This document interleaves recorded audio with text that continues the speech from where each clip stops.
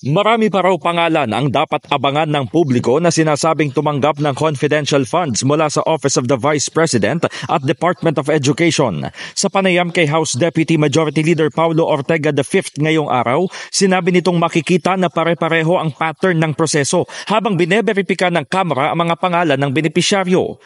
Pinakabagong isiniwalat ni Ortega ang tinaguriang Team Amoy Asim na nabigyan daw ng confidential funds ng DepEd na kinabibilangan nina Fernan Amoy, Amoy Liu at Jog de Asim.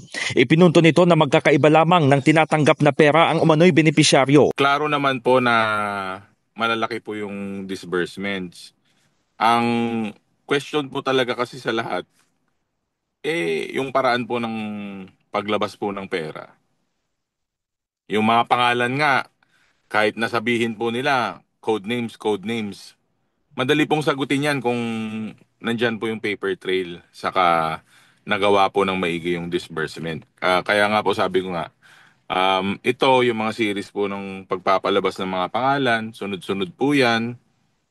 Naglalabas naman po tayo pag verified, kasama naman ang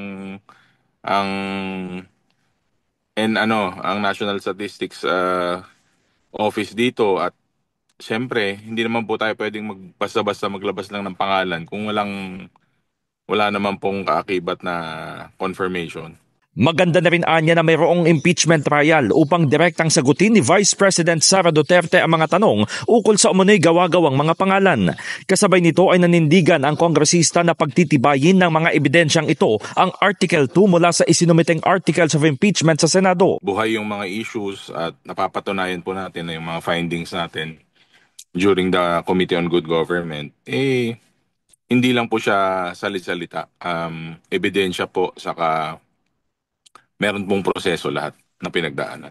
Mas kampante na rin po siguro tayo, hindi lang naman ako, pero sa lahat po siguro ng mga nagtatanong kung sino ba tong mga pangalan na to, saan ba nanggaling yung mga pangalan na to, ba't milyon-milyon yung mga natanggap nila.